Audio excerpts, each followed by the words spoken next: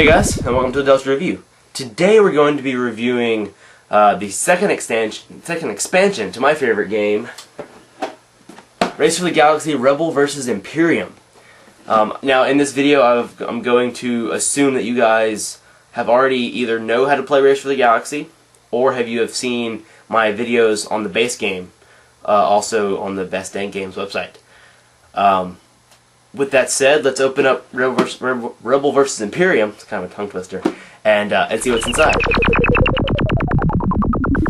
Well, this is what comes in Rebel vs. Imperium. I'm going to say again that I hope that you understand Race for the Galaxy, or else this isn't going to make any sense at all of what you get in the expansion.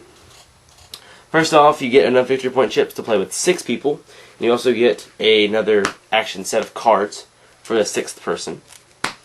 Then you get some new starting worlds. These are mostly geared towards military because Rebel vs. Imperium adds a ton of military strategy to the game. This one adds 1 military period and another military for Rebel World period. This one lets you play military as non-military worlds, and then it also gives you cards when anybody plays Produce for your Rebel worlds in your tableau. And this one is just a basic production world to begin with. A couple of the new abilities in the game is one of these cards just gives you a victory point when it comes to consume. You just get a victory point for nothing, which is extremely nice. And then this guy lets you discard this card to get -3 on a development, which is huge. Absolutely huge. And then it also gives you discard a card to draw a card on the consume. This card has sparked some huge strategies in my mind. Then the biggest new improvement, or new concept in Rebel vs. Imperium is the ability to take over worlds from other people. Now the way this works is first off you have to have one of the cards that gives you the takeover ability, which is the Starburst kind of thing. Then the other person has to have a world of that type in order to take over. Now the way that you take it over is during a settle phase, you do whatever the card says in order to activate the takeover. So either discard a card or discard that card or something like that. And then you compare your military, so your total military without specializations or without temporaries, compared to that world's defense, or strength rather, and your opponent's military. If your military is higher than both of those two numbers combined, then you get that world. And that's basically the gist of the takeover. I'm going to say right now that I am not a fan of takeovering. I've played it in 3 games so far, and I hate it. But, you can decide for yourself. I personally don't like it at all. Hopefully in the 3rd expansion, which is coming out sometime shortly, that I hope that they upgrade that or do more with it, that it's actually a decent idea to use. But it's a really cool idea, and it's definitely worth trying out for sure. And then of course you get some new goals. You get 3 new firsts and 2 new mosts. One is first to 3 uplifts worlds.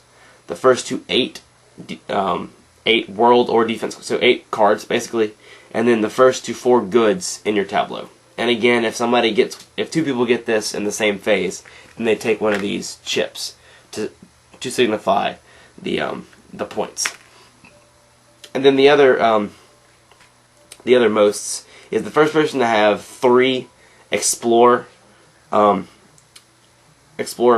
actions on your cards in your tableau, and then the other one is first to have 3 Rebel worlds in your tableau. The other icon you get in Rebel vs. Imperium is Mix and Match, which is an Explore, which is pretty good actually. What it does is it allows you to, instead of having to discard cards from the Explorer from the cards you drew, you can discard cards from your hand. So instead of having to draw 2 and discard 1 from those 2 cards, you can draw 2 and discard any 1 card from your hand. So that adds a pretty good chunk of strategy. So if you draw some cards that you really like, instead of having to discard 1 that you really like but don't need at the moment, you can just keep it, which is definitely nice. So that's that's really all you get. You get double the cards that you got in Gathering Storm, which is nice because some people really complained about the fact that you didn't get a lot of cards in Gathering Storm. But you get double the cards. You get a lot of military stuff. I didn't show a whole lot of the cards from Rebel Imperium because most of them are the same icons, just in different ways and more specializations. So you get more Rebel stuff, you get more Imperium stuff, you get more Uplift stuff. There's a 9 military world with 9 victory points, which is ridiculous. It's just right here. So here it is, Rebel Stronghold. But that's what you get in Rebel vs. Imperium. But what overall did I think about this expansion? So, Rebel vs. Imperium. Rebel vs. Imperium is by far the best expansion between the Gathering Storm and itself.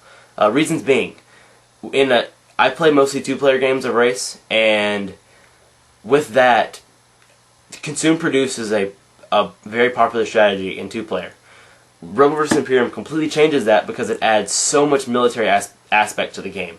It adds a whole lot of militaristic strategies, which is very nice to see. With that said, a lot of the 3 and 4 player, and even 5-player games that I've played of Race, military seems to be predominant nowadays. So they've kind of gone over the edge of military, but I don't think that's a bad thing. I like, it's really themed towards Rebel vs. Imperium, and it gets that perfectly. All of the 6-point developments add a lot to it. All the military adds a lot to it. I actually don't see any cons with Rebel vs. Imperium at all. Amazingly enough, I absolutely think this is a must-have expansion if you own Race for the Galaxy.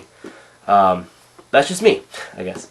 With that said, if you want to purchase Rebel vs. Imperium, which you should, go ahead and go to bestdanggames.com for the best online games and services. And hope you guys enjoyed it. I'll talk to you then.